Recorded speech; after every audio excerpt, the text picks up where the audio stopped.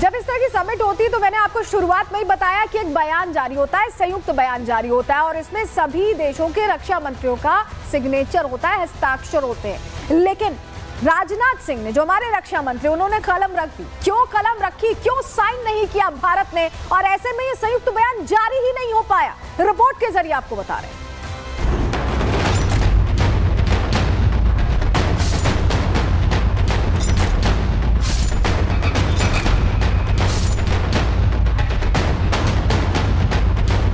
चीन के किंगडाओ में चल रहे एससीओ समिट से ये तस्वीरें सामने आई हैं। इस तस्वीर में रक्षा मंत्री राजनाथ सिंह किसी जरूरी दस्तावेज पर साइन करने जा रहे थे, लेकिन ऐन वक्त पर उन्होंने अपनी कलम को नीचे रखकर आतंकिस्तान और चीन के मंसूबे पर पानी फेर दिया। एक कलम नीचे क्या रखी, चीन और पाकिस्तान के चेहरे से आतंक परस्ती का नकाब उतर गया। एक कलम नीचे रखकर ग्लोबल मंच पर आतंकिस्तान को न सिर्फ उसकी औकात दिखाई, बल्कि उसके हमदर्द को यह भी बता दिया कि भारत के साथ चालबाजी नहीं चलेगी। दरअसल इस एससीओ समिट में अलग अलग मुद्दों पर चर्चा के बाद संयुक्त बयान जारी होना था, जिसमें सभी सदस्य देशों को साइन करना था। लेकिन भारत की तरफ से रक्षा मंत्री राजनाथ सिंह ने साइन करने से इनकार कर दिया। ये इनकार आतंकवाद के खिलाफ था। ये इनकार आतंकी आकाओं के खिलाफ था।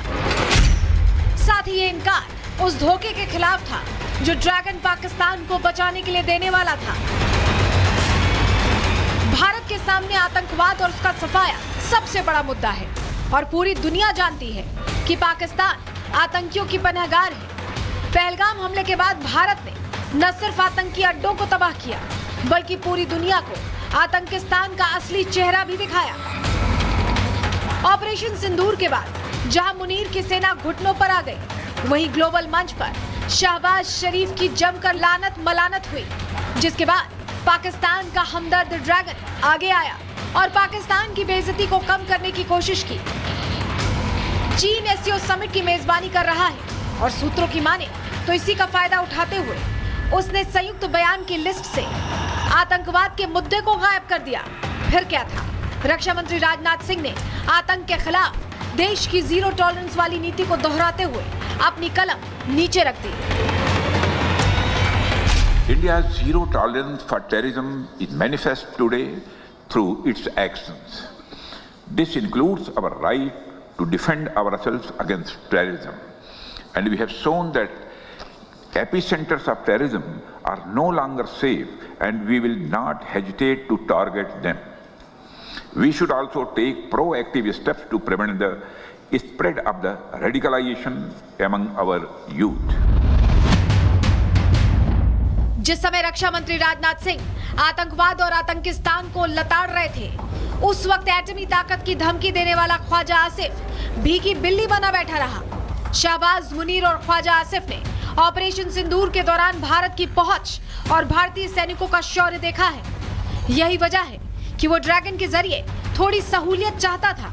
एससीओ समिट से पहले पीएम मोदी ने वार्निंग दे दी थी कि आतंकी अब कहीं सुरक्षित नहीं है। हाल में दुनिया ने ये भी देखा है कि भारत का सामर्थ्य क्या है। ऑपरेशन सिंदूर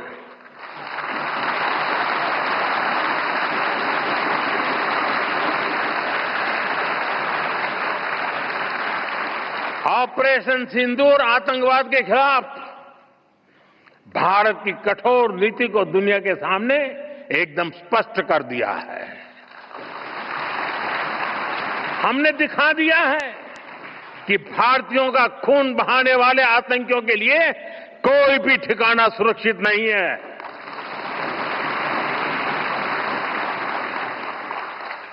साथियों, आज का भारत देश हित में जो भी हो सकता है और जो भी सही है, उसके हिसाब से कदम उठाता है। पीएम मोदी किसी बात को राजनाथ सिंह ने ग्लोबल मंच पर रखा और दुनिया को बता दिया कि आतंकवाद के आयोजक और प्रायोजक दोनों ही भारत के निशाने पर हैं। अगर बेगुनाहों का खून बहा तो अंजाम वैसा ही होगा जैसा मसूद अजहर के गुर्गों का हुआ। कब्रें खुदेंगी, ताबूत सजेंगे और मुनीर की सेना फातिहा पढ़ने के अलावा कुछ नहीं कर सकेगी। Bureau report, Republic Bharat. जब इस तरह की समिट होती है तो मैंने आपको शुरुआत में ही बताया कि एक बयान जारी होता है, संयुक्त बयान जारी होता है और इसमें सभी देशों के रक्षा मंत्रियों का सिग्नेचर होता है, हस्ताक्षर होते हैं। लेकिन राजनाथ सिंह ने, जो हमारे रक्षा मंत्री, उन्होंने कलम रख दी। क्यों कलम रखी, क्यों साइन नहीं किया भारत ने, और ऐसे में ये संयुक्त बयान जारी ही नहीं हो पाया? रिपोर्ट के जरिए आपको बता रहे हैं।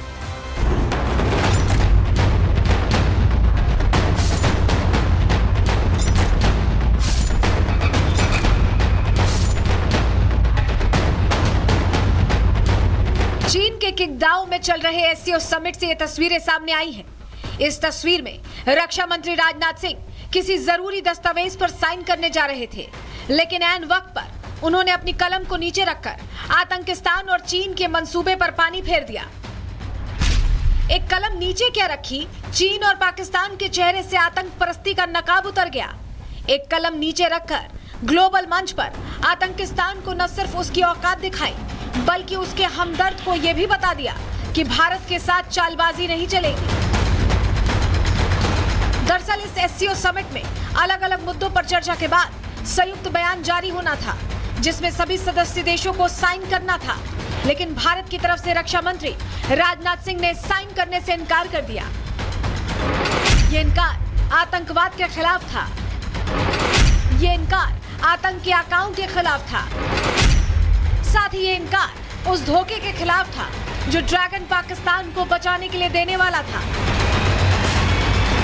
भारत के सामने आतंकवाद और उसका सफाया सबसे बड़ा मुद्दा है और पूरी दुनिया जानती है कि पाकिस्तान आतंकियों की पनाहगार है।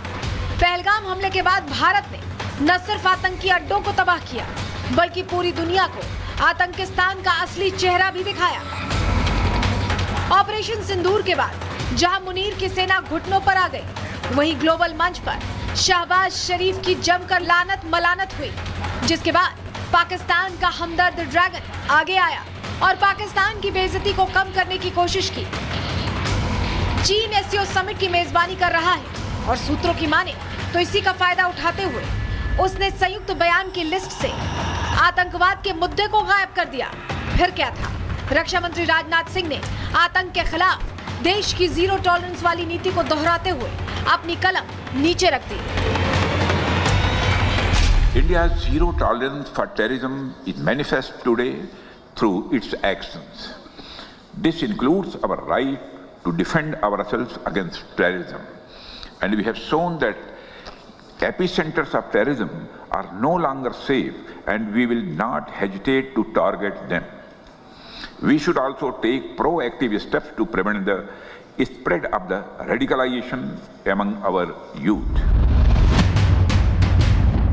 जिस समय रक्षा मंत्री राजनाथ सिंह आतंकवाद और आतंकिस्तान को लताड़ रहे थे, उस वक्त एटमी ताकत की धमकी देने वाला ख्वाजा आसिफ भीगी बिल्ली बना बैठा रहा। शहबाज, मुनीर और ख्वाजा आसिफ ने ऑपरेशन सिंदूर के दौरान भारत की पहुंच और भारतीय सैनिकों का शौर्य देखा है। यही वजह है कि वो ड्रैगन के जरिए थोड़ी सहूलियत चाहता था। एससीओ समिट से पहले पीएम मोदी ने वार्निंग दे दी थी कि आतंकी अब कहीं सुरक्षित नहीं है। हाल में दुनिया ने ये भी देखा है कि भारत का सामर्थ्य क्या है। ऑपरेशन सिंदूर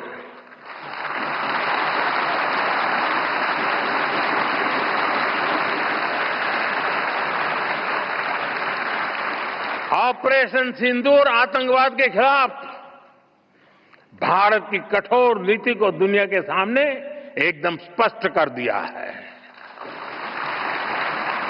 हमने दिखा दिया है कि भारतीयों का खून बहाने वाले आतंकियों के लिए कोई भी ठिकाना सुरक्षित नहीं है।